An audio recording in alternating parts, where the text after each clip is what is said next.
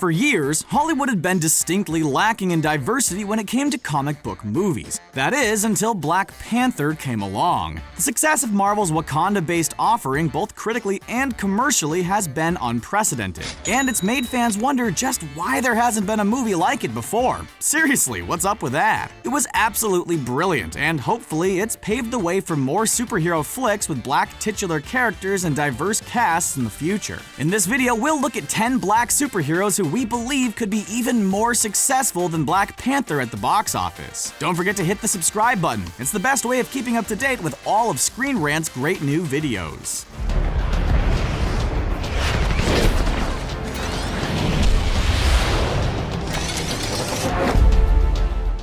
Riri Williams. Marvel's Riri Williams is a 15-year-old engineering student who attended the Massachusetts Institute of Technology on a scholarship. While working alone on a project using material she stole from an MIT campus, she designed a suit of armor that was very similar to those used by Iron Man. She proceeded to use the armor to escape from campus security when they confronted her, and to prevent 2 inmates from escaping the New Mexico State Penitentiary. When Tony Stark heard of Riri's accomplishments, he went to meet her. During their meeting, Stark told Riri that he would endorse her decision to be a superhero. She essentially went on to become the new Iron Man, using the codename Ironheart, and she's proven to be incredibly popular. Although she was only introduced as recently as 2016, there's no doubt that there'd be a lot of interest in a movie based on her rather cool superhero origins. And with Tony Stark mentoring her in a similar way to how he did with Peter Parker in Spider-Man: Homecoming, the movie would have the kind of star power that would draw in the crowds. And like a number of the potential movies on this list, it would genuinely be absolutely nothing like any superhero offering that had come before it.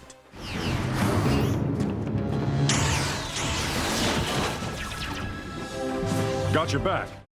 John Stewart. Look, pretty much everyone knows what happened last time there was a Green Lantern solo movie. It sucked. And we all know there's a Green Lantern Corps movie on the way, which means another solo Green Lantern movie is some way off, if it ever happens at all. That being said, if another Green Lantern solo movie is ever made, you have to imagine that one based on John Stewart would be pretty damn awesome. Stewart is arguably DC's most badass Lantern recruit. He's a veteran US Marine from Detroit who was chosen by the Guardians as a backup to Green Lantern Hal Jordan, when the previous backup Guy Gardner was seriously injured after getting hit by a car. Stewart really doesn't take kindly to authority figures or being told what to do, and that makes him a very interesting Green Lantern. His first assignment after being recruited was to protect a racist politician. And wouldn't that make for an intriguing, albeit controversial story to depict in a live-action movie in the current climate? If any Green Lantern movie is going to make people forget about that car crash with Ryan Reynolds from 2011, it would be one focusing on John Stewart.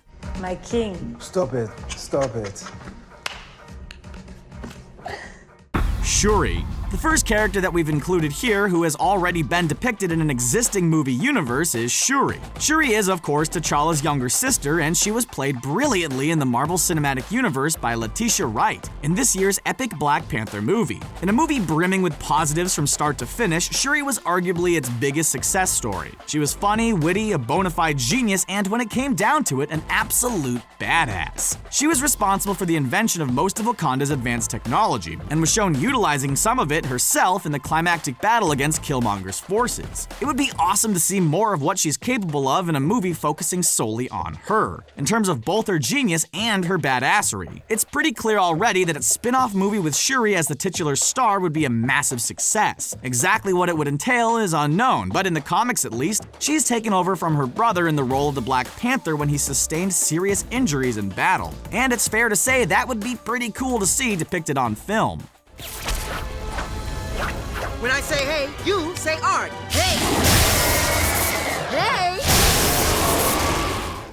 Miles Morales. In this world, nothing can be said to be certain, except death, taxes, and the fact that anything involving Spider-Man is guaranteed to make a whole boatload of money. And that notion still applies even when the Spider-Man in question isn't Peter Parker. Spider-Man 3 was one of the worst comic book movies ever made, and it's by far the worst Spider-Man movie. But it's also the highest grossing Spider-Man film, having taken $890 million at the global box office, which kind of proves our point. Should a Spider-Man movie with Miles Morales as the titular hero ever get made, audiences would go absolutely crazy for it. Fans have been pushing for a Miles Morales movie for years, and it was confirmed that he exists in the Marvel Cinematic Universe in 2017, albeit in a deleted scene from Spider-Man Homecoming. So it's definitely possible that it could happen in the future. Morales is an Afro-Latino teenager who first appeared as recently as 2011, shortly after the death of Peter Parker, which could mean his introduction in the MCU would signal the end for Tom Holland's character. He was bitten by a slightly different genetically engineered spider to the one that gave Peter Parker his powers, which differentiates his abilities from the original Spidey somewhat, and that would certainly make things even more interesting on the big screen.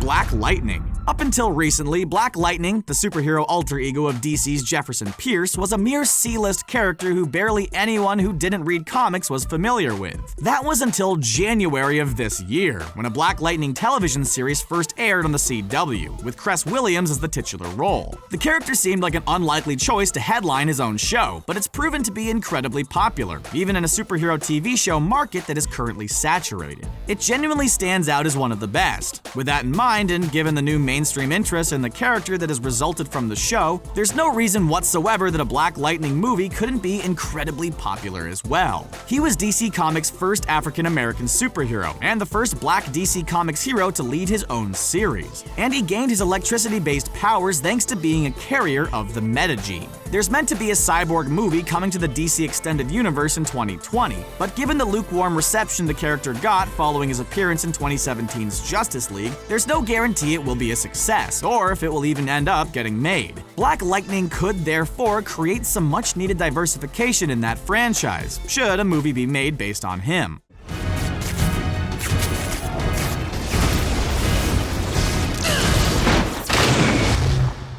Storm. Storm has, of course, already been portrayed in live action several times in Fox's X-Men franchise, by both Halle Berry and Alexandra Shipp. She has, however, always been a supporting character in those movies, and that's a shame because a solo movie based on her would be absolutely fantastic. And with Disney and Fox seemingly coming to a deal, there's potentially a great chance to make that happen with a new actress going forward. Ororo Munroe's origins are extremely interesting. She was born in New York City but moved to Cairo in Egypt when she was very young, where she became a street thief. She then wandered into the Serengeti, where she met T'Challa, the Black Panther himself, who would become her future husband. Later, of course, she would head back to America, where her mutant power to manipulate the weather would see her join the X-Men. That's a great story and one that would be extremely cool depicted in live action, especially if Marvel Studios were responsible for it, as opposed to the far more inconsistent Fox. Who wouldn't want to see a relationship between Chadwick Boseman's T'Challa and Storm in the future? What a pairing they would be in the MCU.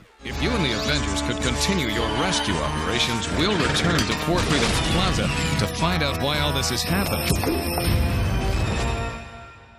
Rage. Rage, aka Elvin Halliday, is an extremely interesting character, and he's also a controversial one, which would make any movie about him a potentially sensitive but very relevant affair. A Brooklyn native at age 13, Halliday was exposed to toxic waste on his way home from basketball practice. His grandmother nursed him back to health, but he found that the chemicals had caused his teenage body to grow into adulthood in a matter of weeks, and endowed him with superhuman strength, speed, and stamina. His grandmother then encouraged him to use his powers for good, and he became a superhero, which is when the controversial aspect of this story came to be. Rage confronted the Avengers, demanding to be a member while scolding Captain America for the lack of black heroes on the roster. Should the likes of War Machine and Falcon disappear from the MCU in the future, that scene being depicted in live action would cause quite a stir. It would work as a plot-based analogy for what fans in the real world are demanding right now, and would really hammer home the fact that a new era of diversity was upon us in the world of superhero movies.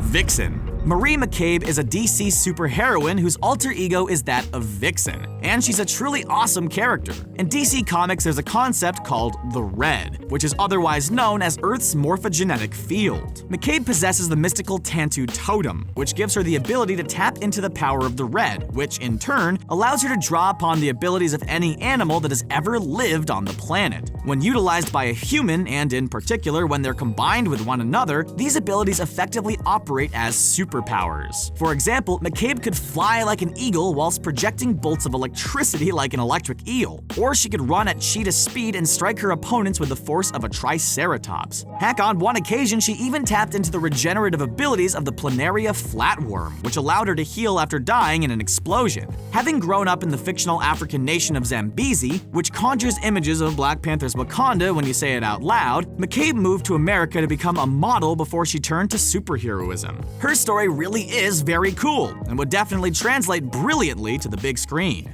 Why an Arab American Green Lantern? Why now? When we relaunched the DC Universe last year, we were talking a lot about diversity in our comic books, and when I knew I was going to introduce a new Green Lantern, I just thought, maybe I'll draw from my own heritage, and felt like the right time and the right opportunity.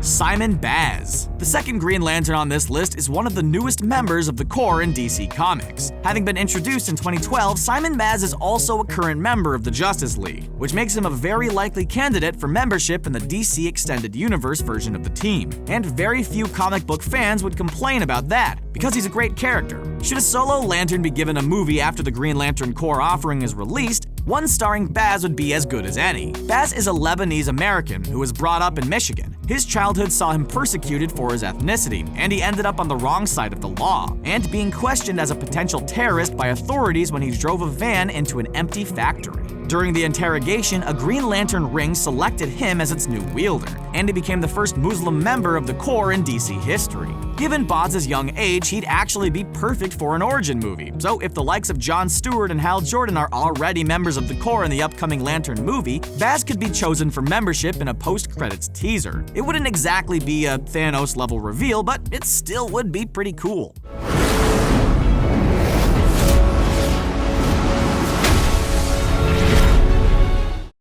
Blue Marvel. There are countless characters in comic books who could be classed as Superman analogs. The likes of Hyperion, Sentry, Apollo, Mr. Majestic, and even Captain Marvel, to name but a few. And the one thing the majority of them have in common, other than their Superman-esque powers, is the fact that they're all white men.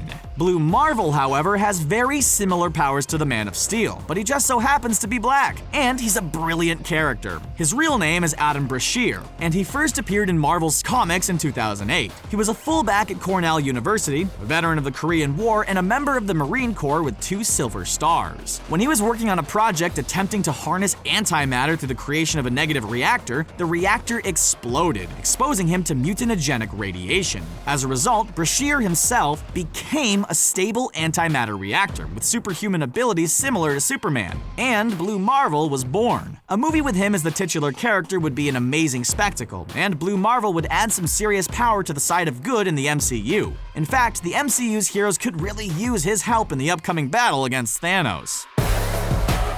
And that's the end of our video. Did you enjoy it? Which other black superheroes could have great solo movies? Let us know your thoughts in the comments section below, and don't forget to like, share, and subscribe to Screen Rant for more great videos just like this one. Bye for now.